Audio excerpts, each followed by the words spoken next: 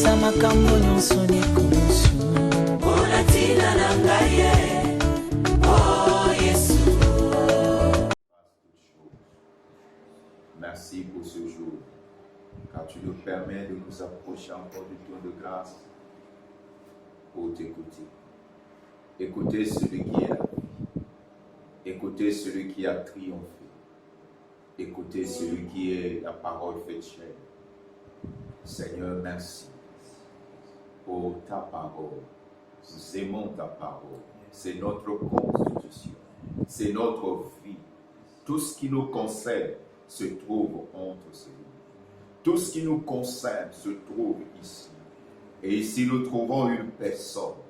Pas deux, pas trois. Une personne. Christ Jésus. Qui est l'auteur de toutes choses. Qui est le créateur de toutes choses. Qui est notre Rédempteur et notre Créateur. Merci de nous éclairer au travers de ta parole. Merci de nous révéler les choses. Merci de nous parler encore de toi. Ce que tu as fait pour nous et avec nous. Béni soit jamais et pour toujours ton Saint-Nom, car tu es Dieu. Merci pour ta présence. Merci pour tout. Au nom du Christ Jésus, que les saints disent Amen. Amen. Amen. Amen. Acclame le roi de gloire.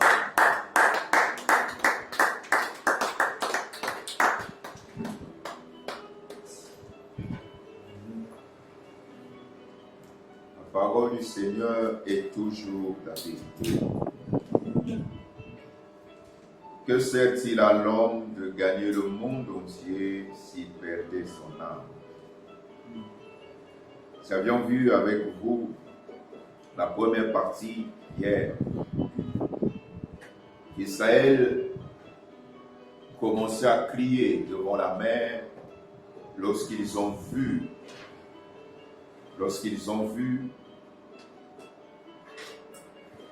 les Égyptiens. Ils ont commencé à crier, préférant mourir en Égypte au lieu d'aller comme libres. Ils avaient de l'or, ils avaient de l'argent, ils avaient bien des choses, mesdames et messieurs. Nous devons faire attention avec cet évangile où nous sommes tellement fixés, c'est pas mauvais, mais le royaume doit être prioritaire. C'est premièrement le royaume et la justice. Toutes ces choses, l'argent, les véhicules, les parcelles, les maisons, les femmes, les maris, les enfants et les postes, toutes ces choses-là sont secondaires. Tant qu'on n'a pas encore le royaume, tant qu'on n'a pas encore l'évangile, toutes ces choses, vous allez les recevoir étant morts par vivants. Ils étaient là, Exode 14. Avec toutes ces choses, ils sont sortis dans Exode 13 en chantant. Ils suscitaient l'admiration. Ils suscitaient la jalousie même. Tout le peuple, tout le monde, tous les peuples qui étaient en Égypte, les nations, comme les nations puissantes aujourd'hui. Si vous allez aux États-Unis par exemple, si vous allez en France, vous allez trouver les communautés. Les Africains, vous trouvez les Tchadiens, vous trouvez les Sénégalais, vous trouvez les Congolais, vous trouvez les gens de la RDC, Congo 2, les deux Congos, ils sont là-bas. Vous trouvez les Centrafricains, vous trouvez tout ce monde-là, les Américains, les Chinois, les Juifs. Mais tout ce monde était dans l'admiration par rapport à ce que Israël a vu. Mais quelques temps plus tard, c'est la même chose. Après avoir reçu Christ, après avoir vu ce que Christ fait à la croix, ce que le sang a fait, le pardon des péchés, la paix dans le cœur, après tout ça, les gens courent pour témoigner. C'est bien. Ils sont contents, ils sont à l'aise. Mais dès que le monde montre sa tête, dès que le chef du monde montre sa tête, à ce moment-là, on oublie tout. Pourquoi cela? Parce que il faut d'abord mourir. Tant que tu n'es pas mort par rapport au monde, par rapport à ton vieillard, cette nature adamique, s'il ne meurt pas, cette nature satanique, s'il ne meurt pas et n'est pas enterrée, à ce moment-là, ta vie chrétienne pose encore problème. On ne peut pas encore parler de la vie.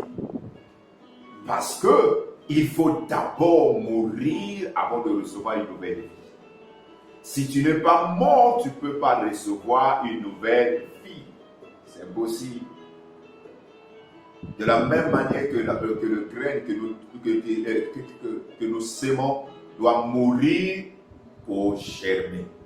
Si le grain ne meurt pas, il n'y aura pas de vie. C'est la même chose.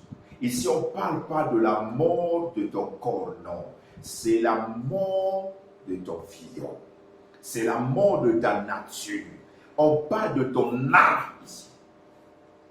Regardez ça. Cette nature est collée à ton âme avant que tu naisses. De nouveau, il faut d'abord mourir. Ce n'est pas ton corps, mais c'est ton âme. C'est toi, ton âme, qui doit mourir, qui doit être enterré. Amen. Amen. C'est la nature qui est collée là. C'est cette nature-là qui doit aller là-bas. C'est pour ça que eux, avec tout ce qu'ils avaient, puisqu'ils n'ont pas expérimenté la mort, ils n'ont pas expérimenté cette mort-là, ils ont commencé à crier et à dire à leur pasteur Moïse, est-ce que nous t'avons pas dit qu'il fallait nous laisser là-bas? Nous aimerions mieux servir le monde que d'aller vers Dieu. C'est à cause de ça que beaucoup, tu me regardes là, tu ne connais pas la victoire. Ta vie chrétienne est la routine. Tu es plus dans la religion que dans la vie. Tu ne vis pas encore. Il fallait qu'il passe par là. S'il ne passait pas par là, alors il n'y aura rien. Donc beaucoup de choses, nous ne comprenons pas ça. Il faut passer toujours par là. Comprenez ça? Il faut passer toujours par la nature, par la vraie nature.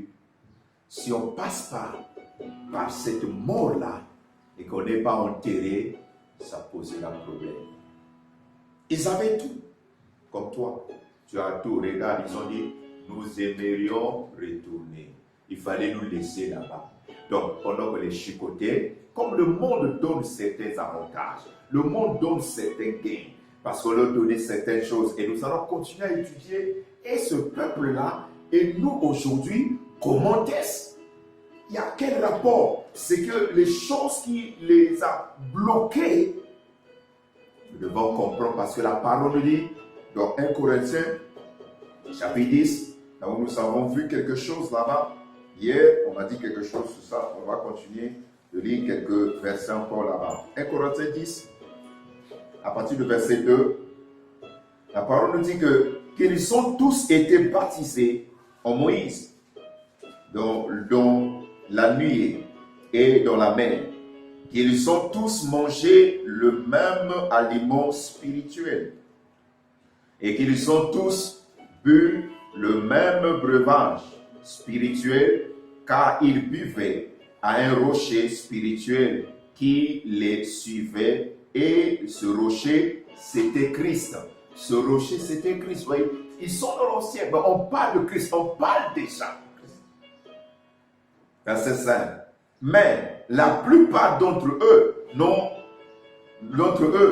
ne furent point agréables à Dieu, puisqu'ils périrent dans le désert. 6. Or, ces choses sont arrivées pour nous servir d'exemple, afin que nous n'ayons pas de mauvais désirs comme ils en ont eu. Oh mon Dieu. Ces choses sont écrites pour nous donner l'exemple afin que nous n'ayons pas de mauvais désirs, s'ils n'ont pas pu atteindre Canaan. Canaan ne veut pas dire toujours le paradis. Parce qu'il y a des personnes qui pourront entrer au paradis, mais sur la terre, il a vécu tout au long de il a vécu tout le temps comme s'il était dans l'enfer. Tu n'as pas connu le bonheur, alors qu'il est dit le bonheur, tu n'as pas connu la paix, tu n'as pas la paix intérieure, chaque fois ta paix, et c'est parce que quand tu as eu quelque chose de nouveau, tu as un peu de paix, lorsque cette chose finie, il n'y a plus de paix. Alors que la paix que Christ nous a donnée n'est pas liée aux choses, n'est pas lié au mariage, n'est pas lié à tes affaires, n'est pas lié aux enfants, n'est pas lié aux maisons que tu pourrais bâtir, ou acheter, aux choses, aux véhicules. Non! La paix du Christ n'est pas liée à toutes ces choses. Parce que toutes ces choses finissent. Tu as un véhicule, tu as une maison. Quand je suis à la télé, regardez, dans certains quartiers, on dit ça faisait plus de 50 ans là où les gens, 30, 40 ans où ce quartier était là. Mais maintenant là, il y a l'inondation, mais parce que le sable arrive. Donc les gens doivent se lever pendant qu'il pleut. Donc, quelque chose qu'ils ont acheté, ils étaient contents, ils étaient dans la joie, mais maintenant, ils n'ont plus la joie. Ils n'ont pas la paix. Pourquoi? Parce que toutes ces choses-là ne peuvent pas apporter la paix ni la joie. Il n'y a que Christ. Il n'y a que Christ qui apporte la paix. Il n'y a que Christ qui apporte la joie. Il n'y a que lui, personne d'autre. Donc si tu es chrétien, tu es enfant de Dieu, l'une des choses qu'on nous reconnaît, c'est notre paix. Face à la situation, seul Moïse avait la paix. Moïse avait la tranquillité. Bien sûr, Moïse a écouté Dieu dire que je endurcirai le cœur de Pharaon. Mais il a partagé au peuple. La même chose, on te prêche, tu vois la parole, tu lis toi-même. Mais as-tu confiance à cette parole? As-tu confiance à cette parole? Ou bien tu te confies plus aux paroles des hommes? C'est ça. Moïse a gardé sa paix pendant que le peuple s'agitait avec l'or dans les sacs, avec les biens, mais ils ont voulu retourner. C'est à cause de ça, mesdames et messieurs. Regarde à Dieu. Vois ta vie chrétienne. Si tu as regardé Christ à la croix, aujourd'hui, on t'amène de le regarder. Nous parlons de quoi? De prière. Nous parlons de la puissance de l'ensevelissement. Tu dois aussi regarder Christ enseveli, mais pas seul, mais avec toi. De même que Paul a dit, j'ai été crucifié avec Christ. Et maintenant, si je vis, ce n'est plus moi, Christ. Tu dois aussi te regarder comme crucifié, enseveli. Pourquoi? Romains 6, verset 3-4 nous le disait. Et ignorez-vous que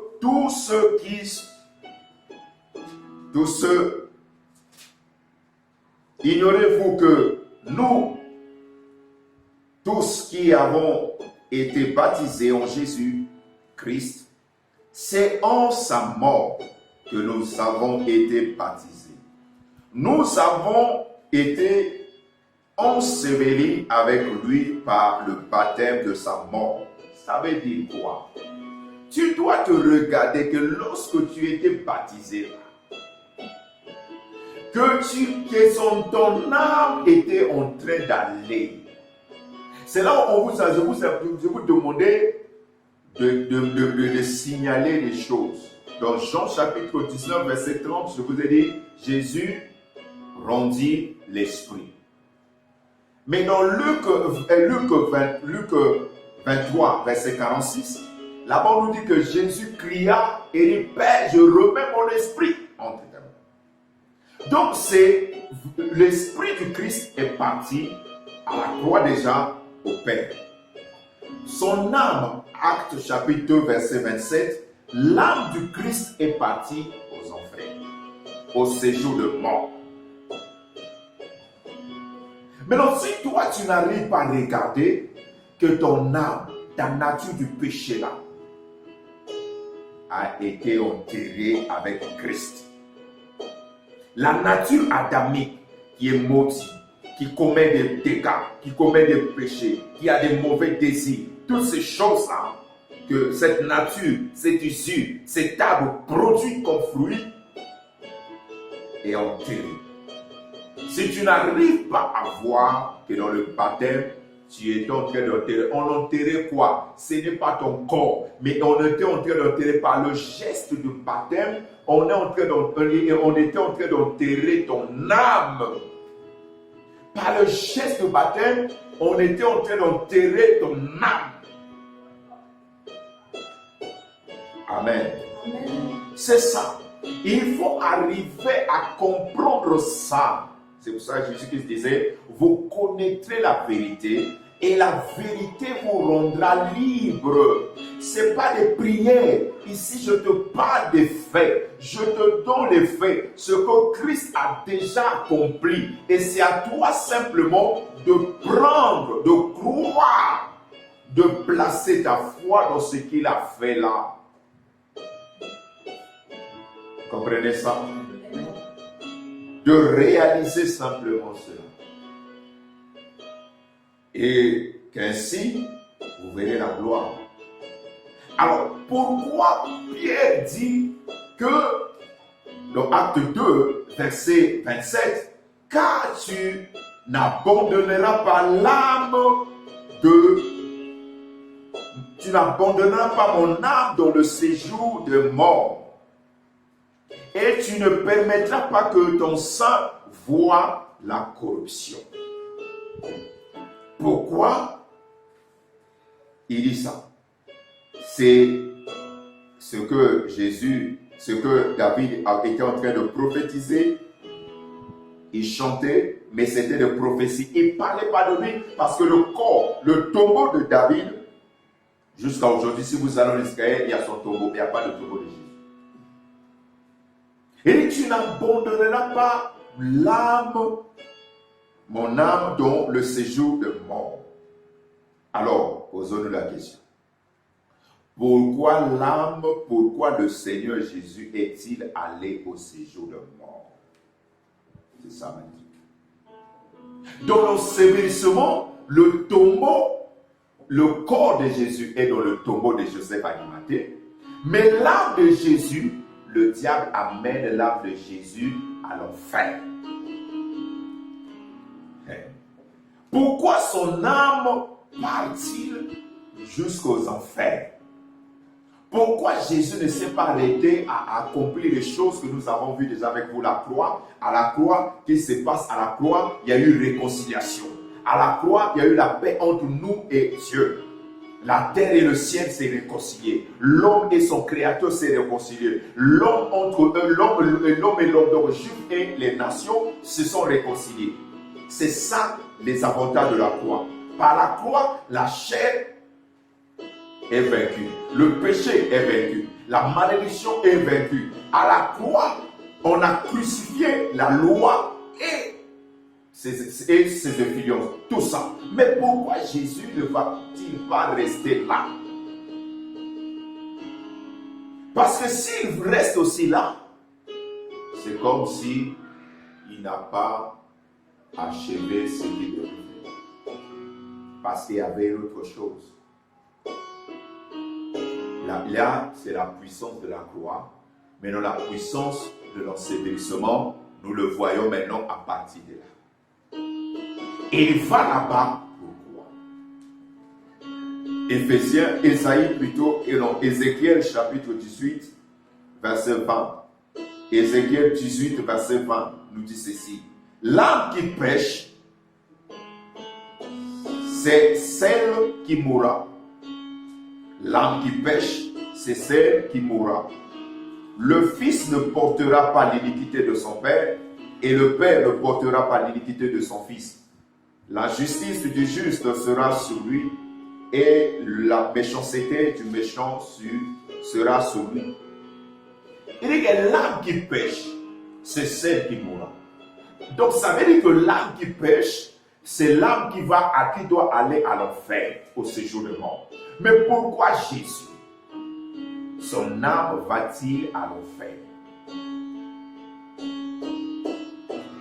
Comprenez? Parce que Jésus, de juste qu'il était, il s'est fait pécher à la croix parce qu'il a porté tous nos péchés. N'est-ce pas? Il s'est fait pécher à la croix. De juste qu'il était, il a pris tes péchés. Il a pris mes péchés, notre nature adamique. Il a porté sur lui tout ça. Et c'est à cause de ça que le voici en train d'aller maintenant à l'enfer. Son âme est en train d'accompagner ton âme. Son âme est en train d'accompagner mon âme. Donc l'âme de l'humanité, les âmes de tout homme qui étaient nés à l'époque ou qui sont nés aujourd'hui, l'âme de tout ce monde-là, Jésus les a portés au séjour de mort. Il est en train d'aller avec les âmes-là dans le séjour de mort. Parce que s'il n'avait pas commis le péché, il ne pouvait pas aller, l'enfer ne pouvait pas ouvrir les portes devant lui. Parce que c'est établi comme ça. C'est Dieu qui a dit, l'âme qui pêche, c'est celle qui mourra.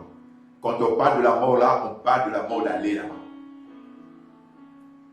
Comprenez ça? L'âme qui pêche, aller là-bas. Pourquoi il est en train d'aller là-bas? Parce que ce qu'il a fait à la croix, la paix que vous avez, la joie que vous avez, les bénédictions que nous avons à la croix, la loi qui est condamnée, il n'y a aucune loi maintenant sur toi, ok. Le sang te purifie, ok. Mais tu n'as pas encore la vie. Tu es toujours mort. C'est-à-dire que tu vas voir toutes ces choses, mais en étant mort spirituellement, pas physiquement. Amen. Amen. C'est spirituellement. C'est-à-dire que tu peux avoir des choses, mais tu es mort spirituel. Ça veut dire que la mort t'attend. La mort croise de toi, pendant que tout le monde chante pour toi, pendant que tout le monde acclame pour toi, mais la mort croise de toi les bras. La mort est en train de rire. La mort est en train de dire, Satan rit. Satan se moque de toi pendant que tu es le plus grand de tout cela. C'est à cause de ça, si on vous parle de certaines personnes qu'on croyait être puissants là, lorsqu'ils mouraient, vous savez pas ce qui s'est passé. Certaines choses qu'ils ont dit pendant qu'ils mouraient. La mort te regarde, la mort dit, tu vas finir ici. C'est à cause de ça que Jésus disait aux gens, à quoi sert-il un homme de gagner le monde entier si tu perds ton âme? À quoi ça te servira? Dans le monde où nous sommes que des passagers, le bus va aller dans le monde de Dieu. Ça, c'est ce que Jésus a dit dans Genèse. Dieu a dit dans Genèse que nos jours sont jusqu'à 120 ans.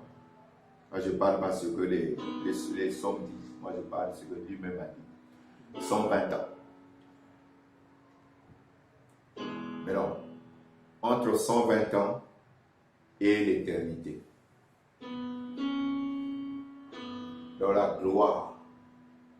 Dans la gloire. Qu'est-ce qui est mieux? Parce que tout ce que nous baptisons, tout ce que nous faisons là, un jour, nous le laissons. Parce qu'il est dit, il est réservé à tout homme de vivre et de mourir, après quoi vient le jugement. Tout homme passera par le jugement.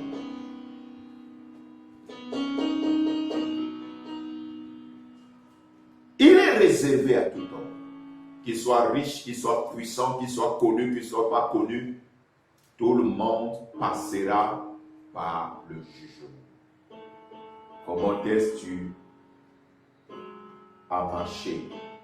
Qu'as-tu fait de ta vie? Qu'as-tu fait de ce que le Seigneur te disait? Qu'as-tu fait de ta vie? C'est à cause de ça, bien-aimé. Arrêtez d'écouter les autres. Arrêtez de suivre le monde.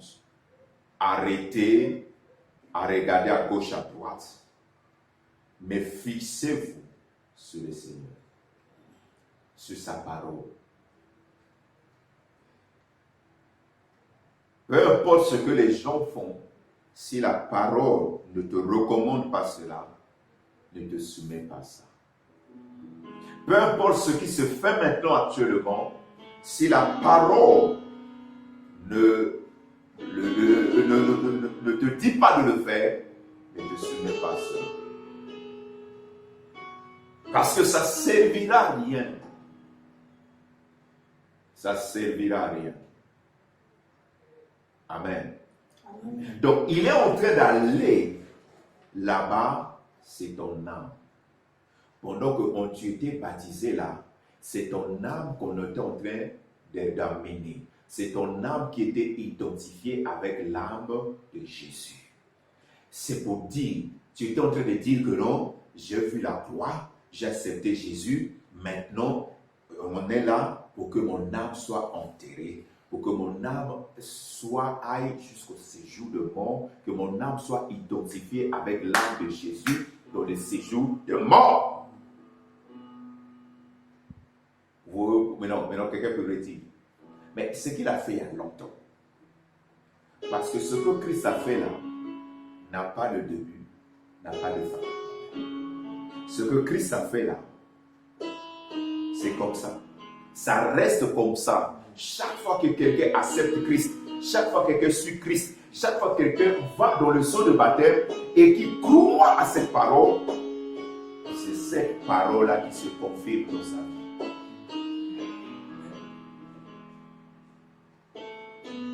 Mais parce que tant que la personne n'est pas morte, comme je disais que la Bible dit dans Romains 12, là, 6, là, au premier verset, que si nous sommes morts au péché, comment vivions-nous encore dans le péché? C'est ça les choses.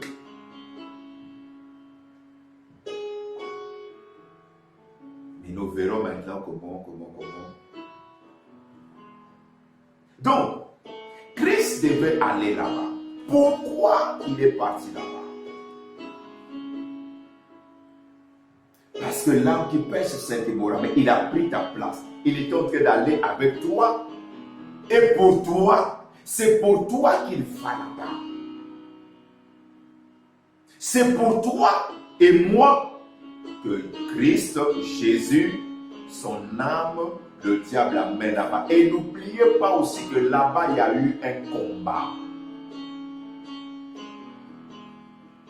Il y a eu un combat dans le séjour de mort là-bas, dans l'enfer. Les 3 jours que Jésus faisait dans le tombeau là, c'est le corps qui était là à l'aise. Mais le problème, ce n'est pas le corps, mais c'est l'âme qui est partie dans le séjour de mort. Pourquoi? Et il y a eu un combat là-bas. Hébreux chapitre 2, versets 14 à 16. Hébreux 2, 14 à 16. Nous dit ceci. Ainsi donc, puisque les enfants participent au sang et à la chair, il y a également participé lui-même, dit Jésus, afin que par sa mort, il anéantisse celui qui est à la puissance de la mort, c'est-à-dire le diable. Donc par sa mort qui anéantit celui qui a la puissance de la mort. Qui? Satan avait la puissance là-bas. Satan dominait contre eux. Regardez la peur même des Juifs. La peur même des Juifs. Après avoir vu la mort des premiers-nés des Égyptiens, ils avaient toujours peur de la mort. Ils étaient prêts à renoncer à leur richesse, aux périssions qu'ils avaient, pour retourner comme esclaves. Oui. Tout homme était contrôlé par la puissance de la mort. Mais cette puissance-là régnait là-bas avec lui-même Satan. Comprenez ça? Quand nous participons au sang et à la chair, lui il avait pris le sang et la chair, mais il devait aller là-bas pour combattre, pour anéantir cette puissance-là. C'est pour ça que je t'ai dit la puissance de l'ensevelissement. Ce que l'ensevelissement donne, c'est quoi? C'est ça. L'ensevelissement vient pour anéantir la puissance de la mort. Moto basi ba kunzi akobanga le susu de wate. Moto amnaye eze identifié na lu ame ya Jésus na tombeau na séjour de mort akobanga le wate. C'est pour ça Paul pouvait dire que la mort m'est un gain. La vie bon.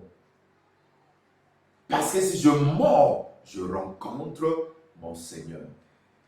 C'est comme le témoignage de cette sœur-là,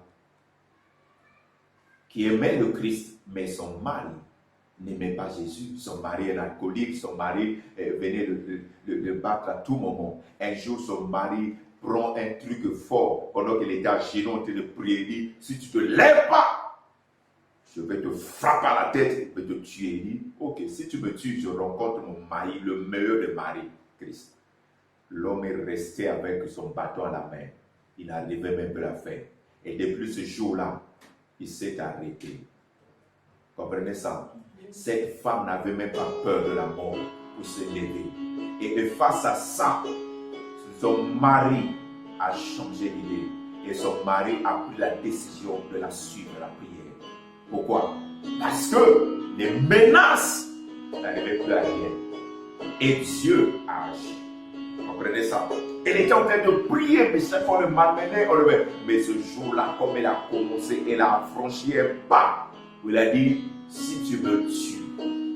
Et elle ne dit même pas que tu seras enfermé, on va t'arrêter. Non, il dit, si tu me tues maintenant, je veux rencontrer mon Créateur, mon Rédempteur.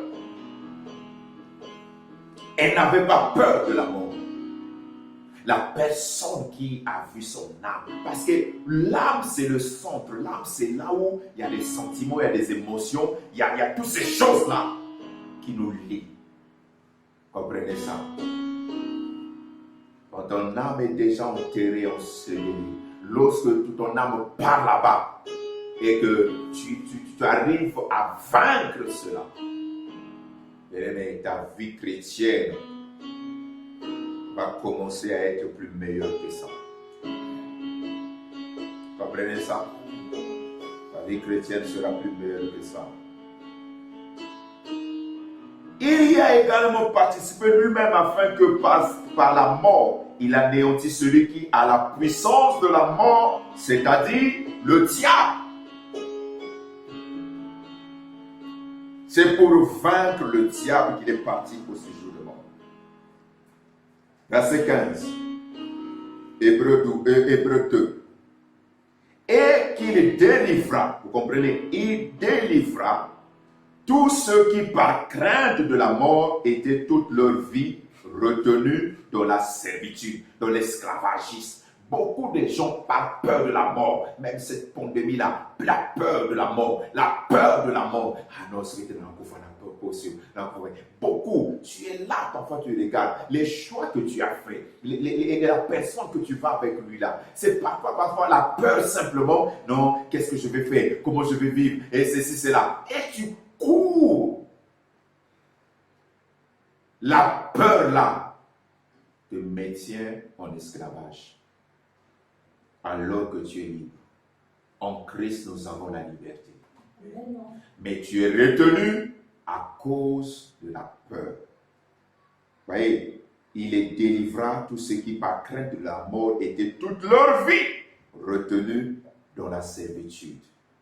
Verset 16 maintenant. Car assurément, ce n'est pas à des anges qu'il vient en aide, mais c'est à la postérité d'Abraham. Ce n'est pas aux anges, mais c'est à nous qui croient, qui vient en aide. Il est allé là-bas pour nous venir en aide. Il n'était pas péché. Mais Dieu l'a fait pécher pour nous. Comprenez ça? Regardez même Élie. Élie, le grand Élie, après avoir rassemblé 850 prophètes de Baal et Astarté, Élie qui a dit, si je suis l'homme de Dieu, le Seigneur monte maintenant, que le feu est descendu du ciel, au vu aussi de tout le monde. Ils étaient en défi contre les 850 prophètes de Baal. Et ils ont prié, ils ont invoqué leur Dieu. Leur Dieu n'a pas répondu, mais le Dieu d'Élie a répondu. Élie a demandé au peuple de dégorger, de tuer tous ces prophètes-là. On les a tués. Et il rentre à la maison. Et il a prié, la pluie est descendue. Par sa prière, pendant 3 ans, il ne pleuvait pas. Quand il a prié, la pluie a recommencé. 3 ans et demi que toute une ville, tout un pays est resté sans pluie. 3 ans et demi. Et lorsqu'il parle, il pleut même. Mais le même Élie est allé s'asseoir. Il commença à parler ces choses. Il était fier de lui. J'ai fait quelque chose. Je suis le prophète qui était là pour affronter Akab. Pendant qu'il parlait, il témoignait. Ses disciples parlaient de lui. Quelqu'un vient là. Coco, oui. Il rentre là. Il dit, Élie, Jézabel a dit, jusqu'à demain, à cette même heure, ta tête sera coupée. Le même Élie commence à trembler, à avoir peur. Vous voyez ce que la mort faisait. Même aux personnes là, comme nous voyons les grands. Élie a commencé à courir lui-même, commencé à demander la mort. Élie était incapable de faire face à cette femme-là seule. Lui qui a fait face à 850, à l'armée même d'Akab, le mari de Jézabel, qu'on met face à cette femme-là, cette parole-là, Élie tremblait. Élie demandait lui-même la mort. Comprenez? Parce que l'âme,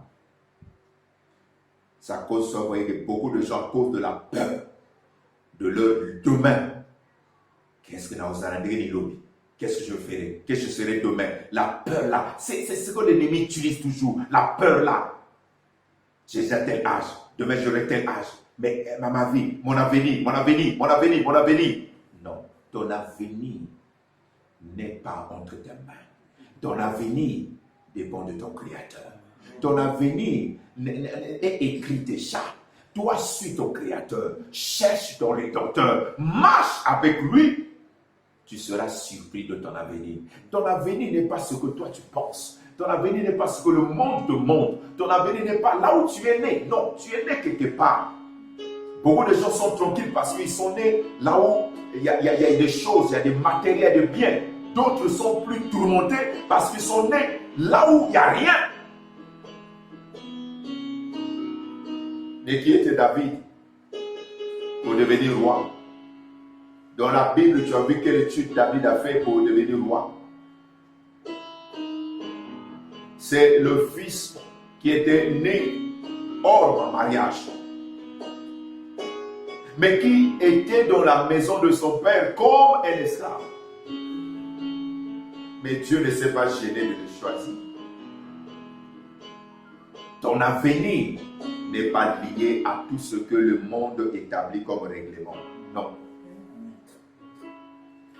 C'est à cause de ça Je te dis ce soir, ton avenir, c'est un mystère. Seul Dieu détient les clés. Tu dois simplement faire confiance à Dieu.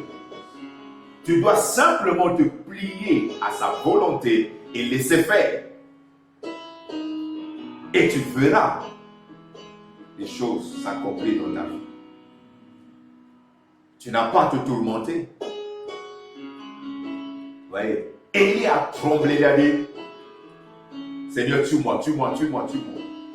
Pourquoi? Parce que par crainte de la mort, beaucoup d'entre eux étaient esclaves. Les David, les Élysée, tout ce monde, malgré qu'ils ont fait des exploits, mais la mort les gardait prisonniers. La mort croisait le doigt et disait que vous finirez chez moi ici. C'est la raison pour laquelle il y a eu combat là-bas pour le Seigneur de mort. C'est la raison pour laquelle Jésus, son âme est partie avec toi. Son âme t'a accompagné, ton âme, pour que il te rachète. Pour, par sa puissance, qu'il puisse vaincre celui qui avait le pouvoir de la mort sur toi. Amen. Pour vaincre celui qui a le pouvoir sur toi. S'il ne partait pas, la mort resterait toujours. Je t'ai donné l'exemple d'Élie. Regardez ce qu'Élie a fait. Beaucoup même aujourd'hui sont incapables de le faire. Mais, il avait peur de la mort. Il était esclave. Vous voyez ça? C'est à cause de ça que Jésus dévalait là-bas. Si tu laissais ton âme comme ça, la mort devait toujours contrôler ta marche. La mort serait toujours là, en train de te contrôler et tu vas être esclave. Ah non, qu'est-ce que demain je vais être? Ah non, je dois accepter simplement la proposition de cet homme-là. Je dois accepter simplement la proposition de cette femme-là. Et je dois. La peur pousse les gens à faire des bêtises. Pousse les gens à vendre leur droit de naissance. La peur.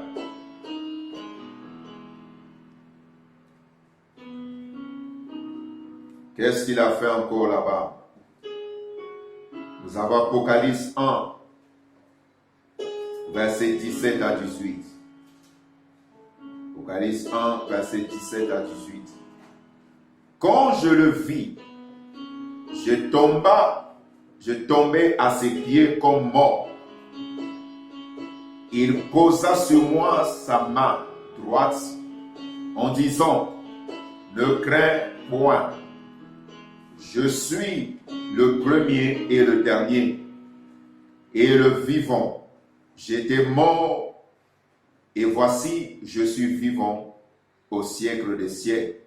Je tiens les clés de la mort et du séjour des morts. Ah. Jean l'apôtre a vision maintenant, quelques années plus tard.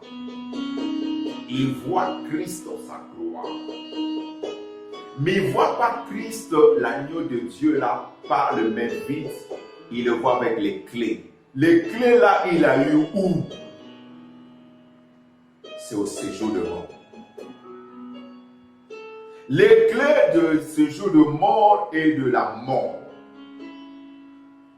Dans le combat, Jésus a vaincu et a ravi les clés. Les clés de la mort de tes projets sont entre les mains de Jésus. Les clés de la mort de ta vie, des relations, de tes affaires sont entre ses mains. Les clés de la mort prématurée. Donc, Satan n'a plus rien. Satan ne peut plus décider sur ta mort si tu es en Christ.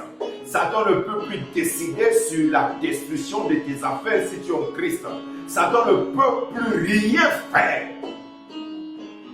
Si même Job, que Job qui ne comprenait pas, ne savait pas que par sa justice, par la marche, par sa conduite, de manière, pendant qu'il suivait Dieu, il adorait Dieu et il faisait tout le temps l'aspersion du sang sur ses maisons, sur ses enfants. Il ne savait pas que le diable ne pouvait même pas toucher ses affaires. Il rôdait tout autour, tout autour des entreprises de Job, la famille de Job, les biens de Job, mais il ne pouvait rien toucher.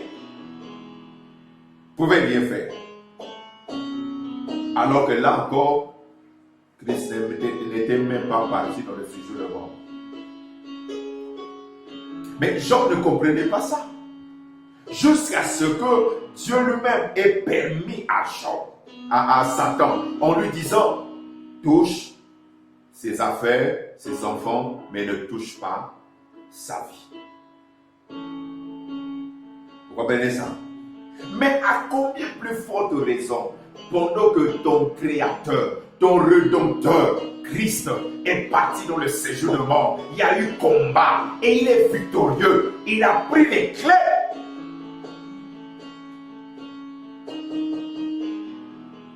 Alors, si tu ne peux pas voir la puissance de l'ensevelissement, si tu ne peux pas voir que la mort et le séjour de mort ne peut rien sur toi, ne peut rien sur ta maison, ne peut rien sur ton avenir, tu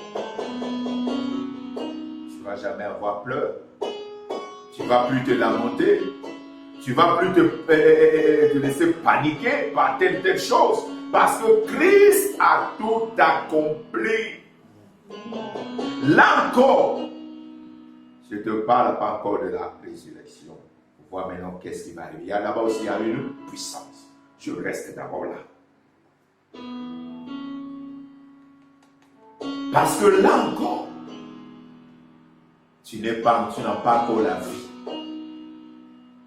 Mais la puissance là, Christ est allé là-bas pour vaincre la mort, pour prendre les clés. Donc en fait, le pouvoir va changer de main. Satan n'a plus le pouvoir sur toi. Satan n'a plus le contrôle sur toi. Du moins, si tu donnais ta vie à Jésus, si tu te confies à Jésus, le Christ. Tant que tu restes dans ton coin, tant que tu ne donnes pas ta vie, ici je ne te parle pas si tu vas à l'église, non. Tu dois naître d'abord. Tu dois voir Christ à la croix. Tu dois accepter ce qu'il a fait à la croix. Tu dois accepter ce qu'il a fait au tombeau. Et tu dois accepter qu'il est ressuscité avec toi pour recevoir la vie. Si tu n'as jamais compris ça, si jamais on t'a parlé de ça et que tu vas à l'église, si ton vieil homme est toujours là, si tu n'as pas encore constaté que ton âme est enterrée, il y a encore des problèmes. Il y aura encore des problèmes. Il faut que tu te confies en Christ. Il faut que tu te regardes. La puissance de la croix, les effets de la croix, prends-les. L'effet aussi de l'ensevelissement, prends-les. Le baptême, ce n'est pas un acte religieux, non. Le baptême, ce n'est pas une simple chose qu'on fait comme ça, non. C'est une sorte d'identification. Mon âme s'identifie à l'âme de Christ dans les eaux des baptêmes. C'est ça ce que ça veut dire. Si tu réalises cela, alors tu fais de bons pas. Et là, nous ne sommes pas encore arrivés à la vie. Parce que c'est la résurrection. Là, nous parlons encore de ce que la mort de Christ, l'âme du Christ, a fait par rapport à la puissance de l'ensevelissement. Parce que les gens disent que oh, Jésus a enterré, Jésus est mort. Mais il est mort pourquoi? Et tu as compris maintenant que pourquoi, en mourant, son corps est posé dans le tombeau de Joseph Arimathée, à côté de la croix là. mais son âme est partie dans les enfers. Le diable pensait que c'était fini, alors que ce n'était pas fini, c'était sa fin à lui. Le diable pensait que c'était fini, mais ce n'était pas fini. Là-bas, les choses ont changé. Jésus a anéanti son pouvoir. Jésus a pris le contrôle. Il a entre ses mains les clés. Jean a vu les clés, pas dans l'enfer. Jean a vu Jésus au ciel par la vision, mais avec les clés du séjour de mort, avec les clés de la mort de ta vie, la mort de ton mariage, la mort de tes bénédictions, la mort de tout là est déjà entre les mains du Christ Jésus. C'est Christ Jésus qui décide. Si lui décide, personne ne peut. Si lui dit non, personne ne pourra dire oui. Si lui il a dit oui, personne ne dira non. Qui t'aime ou que les gens soient nombreux en train de dire oui pour toi. Si Jésus n'a pas dit oui, ça ne va pas marcher. Qu'ils soient nombreux à vouloir ta mort. S'il n'a pas décidé, s'il n'a pas dit oui, parce que c'est lui qui a les clés, ce n'est pas ton grand-père, ce n'est pas ta grand-mère, ce n'est pas le sorcier de votre famille, ce n'est pas le plus grand sorcier du quartier, de la ville, de l'Inde qui doit décider, mais c'est Christ qui décide. Et quand tu décides, personne ne peut ôter cela parce que c'est lui qui a les clés entre les mains. C'est lui qui a les clés. S'il a décidé que tu vivras jusqu'à 120 ans et tu seras dans le bonheur et content, tu le vivras. Ce n'est pas ici l'affaire de jeûner, de prier. Non, ce qu'il a fait, il l'a fait.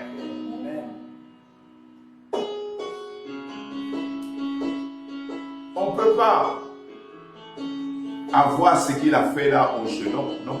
On ne peut pas voir ce qu'il a fait là en priant beaucoup. Non, on doit croire seulement.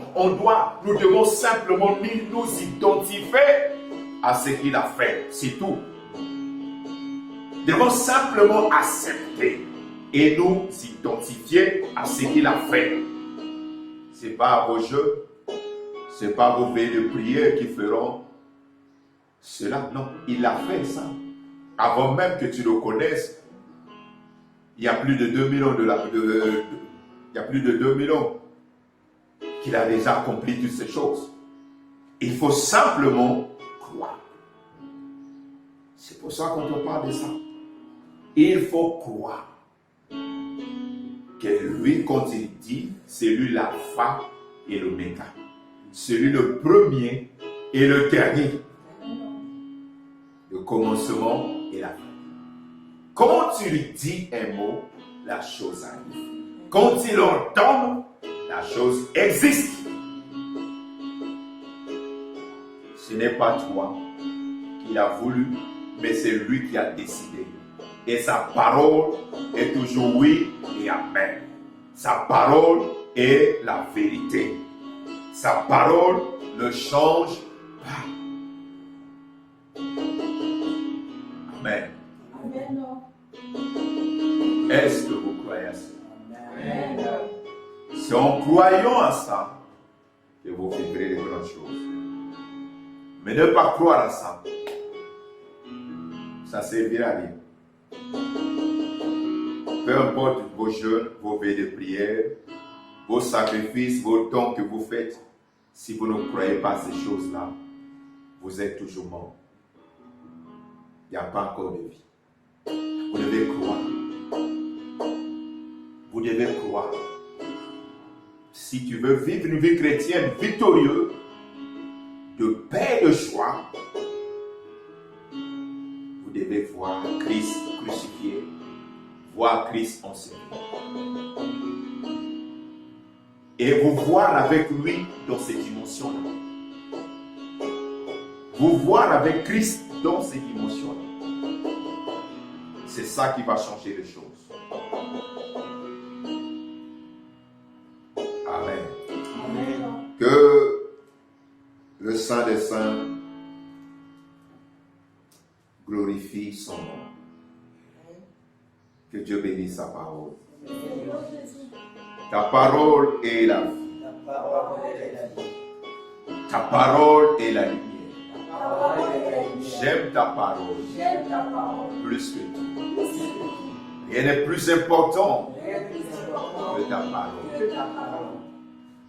Aide-moi à aimer encore, à me donner encore dans ta parole pour recevoir ta lumière. Car c'est pas ta lumière que nous voyons la lumière.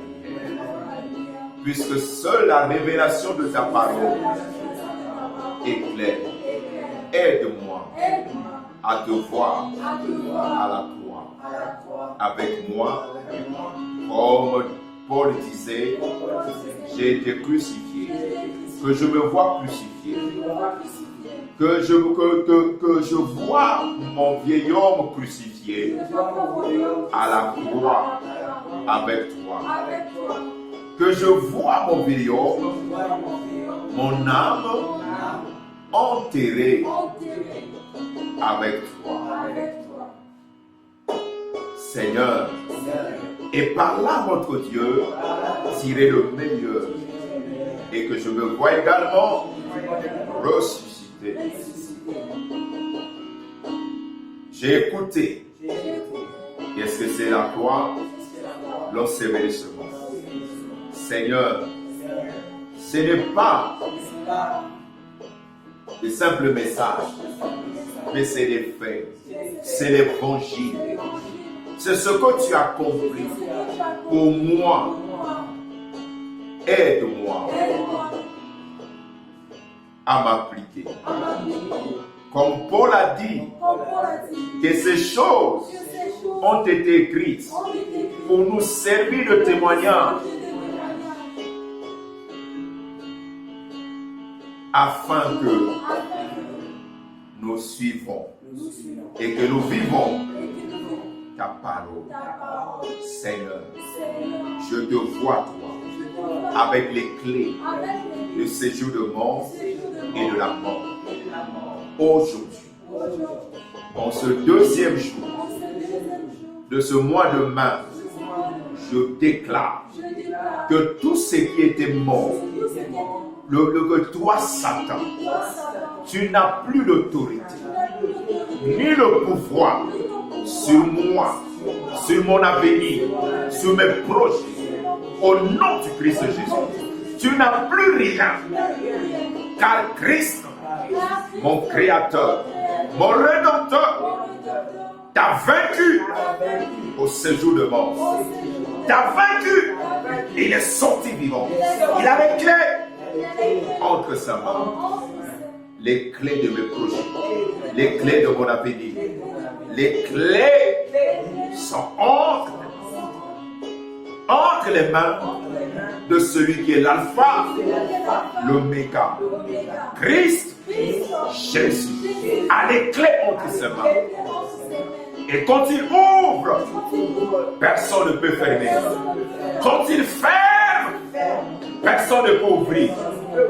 Et il m'a dit, dans Matthieu 16, que dans l'église, sur la révélation, il me donne les clés de la mort et de ce jour de mort. Tout ce que je vais lier, fermer, sera fermé au ciel. Tout ce que j'ouvrirai aussi sur terre est considéré comme ouvert au ciel. Je ferme toute manipulation satanique du monde, toute relation qui vient pour m'éloigner de la présence de mon Père, qui vient pour m'éloigner de la vérité. Je ferme cela, toutes ces portes, toute cette séduction au nom du Christ Jésus. Et je renonce à tout désir négatif, contraire à la parole, à la volonté du Seigneur, au nom du Christ Jésus, au nom du Christ Jésus, au nom du Christ Jésus. J'ouvre maintenant ma relation, les portes de révélation, de contact, de communication avec le ciel. J'ouvre maintenant mon intelligence à la parole du Seigneur, à la communion avec le Seigneur. J'ouvre maintenant des relations avec le Saint-Esprit au nom du Christ Jésus. Au nom du Christ Jésus. Car tout ce qui se passe, mon Père a dit un jour à Abraham, car je les Abraham, ce que je vais faire. Un jour Jésus a dit, vous êtes mes amis, je dois vous dire des choses, car je suis le Fils de Dieu. Comme Fils de Dieu, je dois être en communion avec mon Père. Et mon Père m'a laissé sur terre. Il ne fait rien sans me révéler. Je suis moi-même prophète d'abord de ma vie. Donc il ne fait rien sans révéler à ses prophètes. Je suis prophète de ma vie. Oh merci Père. J'ouvre cette communication qui était brisée. J'ouvre cela. Je rétablis la communication avec le monde spirituel, avec le trône de mon Créateur, le trône de mon Père. Dieu, la communication est rétablie au nom du Christ Jésus. Au nom du Christ Jésus, je ferme, je brise, je brise toute communication, toute fil, toute relation avec le monde des ténèbres, avec le monde, avec la chair. Au nom du Christ Jésus, je ferme, je brise cela au nom du Christ Jésus. Au nom du Christ Jésus. Au nom du Christ Jésus. Aujourd'hui même, ma relation, ma communication avec le ciel passe bien. Passe bien. Un jour, Jacob, pendant qu'il allait pour épouser chez son oncle en chemin, il dormait, mais il fait un rêve. Il voyait l'escalier, là où il y avait l'autel à Bethel, qui était bâti par son grand-père, Abraham. Et les anges montaient et descendaient. Il a dit, Seigneur, est redoutable. Et je ne savais pas. Mon Dieu, Seigneur, ma relation est rétablie avec toi dans ma maison. Oh, là où, Seigneur, il y avait du mal, que ta présence demeure. Toute mauvaise présence, toute mauvaise relation soit détruite. Je ferme l'accès aux démons, aux maladies, aux malédictions, aux problèmes dans ma maison, dans ma famille, dans mes affaires. Et j'ouvre au nom du Christ Jésus la porte, les connexions avec le ciel, de la bonne santé, des bonnes nouvelles, au nom du Christ Jésus, au nom du Christ Jésus, au nom du Christ Jésus, au nom du Christ Jésus. C'est la présence de Dieu qui agit dans ma maison. La présence de Dieu qui agit en ce lieu. La présence de Christ Jésus qui agit partout. Quand je marche ou quand je rentre, quand je sors, je suis toujours connecté au ciel. Le royaume est avec moi. Merci Seigneur pour l'armée céleste qui compte toujours tout autour de moi. Merci Seigneur. Merci Seigneur. Merci Seigneur. Au nom du Christ Jésus. Pour la grâce tout au long de ce mois. Le mois de la grâce. Tu es le mois de la grâce. Je vivrai dans la grâce. Je dors dans la grâce. Je me réveille dans la grâce. Je fais les choses dans la grâce. Car la grâce du Seigneur est avec moi. Et avec moi. Et avec moi. Il est écrit, la loi, le péché sont venus à Moïse. La loi et la mort. Mais la vie, la vérité, la grâce sont venus avec Christ. Christ est venu avec cela. Moïse a donné la loi, mais la grâce est venue par Christ. Je reçois la grâce, la vérité au nom du Christ Jésus. Au nom du Christ Jésus. La vérité est que celui qui est en moi est plus puissant, est plus terrible que celui qui inspire le monde. Celui qui est avec moi m'a déjà guéri. La bonne santé est mon partage. La bonne santé est mon partage. Son sang est mon vaccin contre tout type d'épidémie que le monde connaît, que le monde ne connaît pas encore. Tout ce qui peut arriver, le sang de Jésus est mon vaccin contre toutes sortes de pandémies, toutes sortes d'épidémies, de maladies.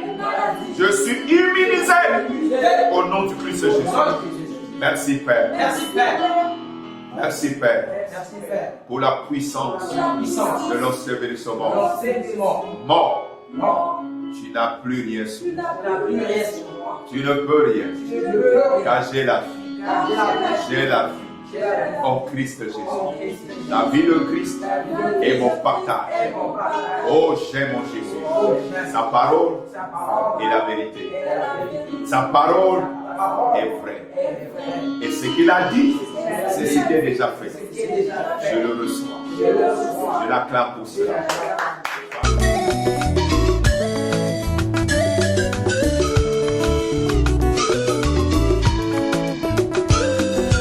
Kokisa makambo nyonso